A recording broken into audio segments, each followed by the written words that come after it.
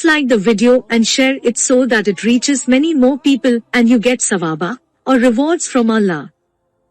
This could be a sawabe jariyah or continuous reward for you long after you are gone. Good Manners, Volume 8, Book 73, Number 1245. Volume 8, Book 73, Number 1. Narrated by Al-Walid bin Isa.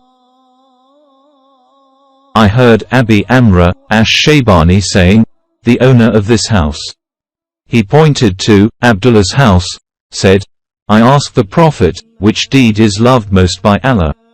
He replied, to offer prayers at their early, very first, stated times.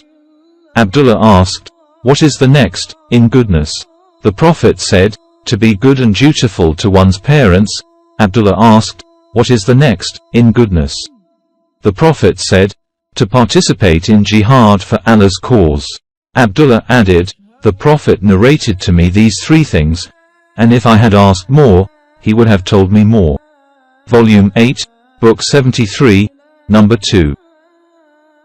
Narrated by Abu Hurairah. A man came to Allah's Apostle and said, O Allah's Apostle, who is more entitled to be treated with the best companionship by me? The Prophet said, your mother. The man said, who is next? The Prophet said, your mother. The man further said, who is next? The Prophet said, your mother. The man asked for the fourth time, who is next? The Prophet said, your father. Volume 8, Book 73, Number 3. Narrated by Abdullah bin Amra. A man said to the Prophet, shall I participate in jihad? The Prophet said, are your parents living? The man said, yes. The Prophet said, do jihad for their benefit. Volume 8, Book 73, Number 4. Narrated by Abdullah bin Amra. Allah's Apostle said, it is one of the greatest sins that a man should curse his parents. It was asked, by the people, O Allah's Apostle, how does a man curse his parents? The Prophet said, the man abuses the father of another man and the latter abuses the father of the former and abuses his mother. Volume 8, Book 73, Number 5. Narrated by Ibn Umar. Allah's Apostle said, while three persons were traveling, they were overtaken by rain and they took shelter in a cave in a mountain. A big rock fell from the mountain over the mouth of the cave and blocked it. They said to each other, think of such good, righteous deeds which you did for Allah's sake only, and invoke Allah by giving reference to those deeds so that Allah may relieve you from your difficulty. One of them said, O Allah, I had my parents who were very old and I had small children for whose sake I used to work as a shepherd.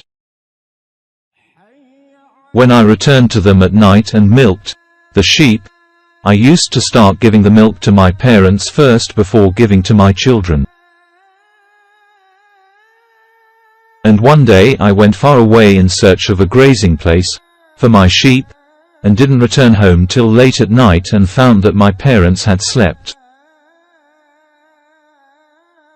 I milked my livestock, as usual, and brought the milk vessel and stood at their heads, and I disliked to wake him up from their sleep. And I also disliked to give the milk to my children before my parents, though my children were crying, from hunger, at my feet. So this state of mine and theirs continued till the day dawned. O Allah, if you considered that I had done that only for seeking your pleasure, then please let there be an opening through which we can see the sky. So Allah made for them an opening through which they could see the sky.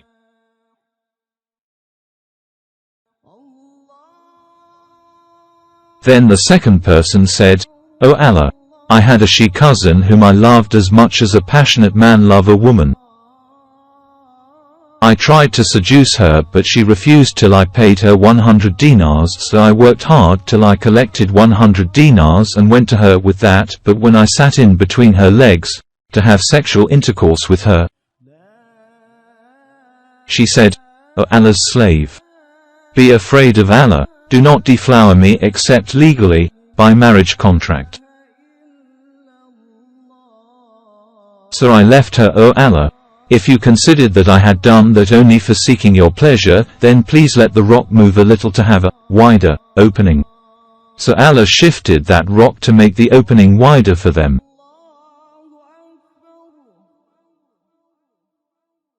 And the last, third, person said, "O Allah, I employed a laborer for wages equal to a farak, a certain measure, of rice, and when he had finished his job he demanded his wages, but when I presented his due to him, he gave it up and refused to take it. Then I kept on sowing that rice for him, several times, till managed to buy with the price of the yield, some cows and their shepherd. Later on the laborer came to me and said, 'O Allah's slave, be afraid, O Allah, and do not be unjust to me and give me my due.' I said to him, 'Go and take those cows and their shepherd.' So he took them and went away. So, O Allah, if you considered that I had done that for seeking your pleasure, then please remove the remaining part of the rock." And so Allah released them from their difficulty. Volume 8, Book 73, Number 6. Narrated by Al-Mughira. The Prophet said, "Allah has forbidden you, 1. To be undutiful to your mothers, 2. To withhold what you should give, or 3. Demand what you do not deserve, and 4. To bury your daughters alive. And Allah has disliked that a. You talk too much about others, b. Ask too many questions in religion, or c. Waste your property." Volume 8, Book 73, Number 7. Narrated by Abu Bakr. Allah's apostle said thrice, "Shall I not inform you of the biggest of the great sins?" We said, "Yes, O Allah's apostle." He said, "To join partners in worship with Allah, to be undutiful to one's parents." The Prophet sat up after he had been reclining and added, "And I warn you against giving forged statement and a false witness. I warn you against giving a forged statement and a false witness." The Prophet kept on saying that warning till we thought that he would not stop. Volume 8, Book 73, Number 8. Narrated by Anas bin Malik. Allah's apostle mentioned the greatest sins, or he was asked about the greatest sins. He said, "To join partners in worship with Allah, to kill a soul which Allah has forbidden to kill, and to be undutiful or unkind to one's parents." The Prophet added, "Shall I inform you of the biggest of the great sins?" That is the forged statement or the false witness. Shubah, the sub-narrator, states that most probably the Prophet said, the false witness. Volume 8, Book 73, Number 9. Narrated by Asma bint Abu Bakr. My mother came to me, hoping for my favor.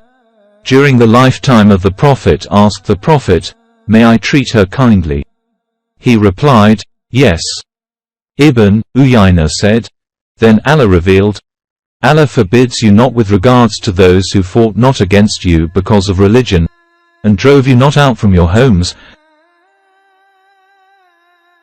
that you should show them kindness and deal justly with them." 60.8. Volume 8, Book 73, Number 10. Narrated by Abu Sufyan. that Heraclius sent for him and said, "What did he, i.e. the Prophet, order you?" I replied, "He orders us to offer prayers, to give alms, to be chaste, and to keep good relations with our relatives."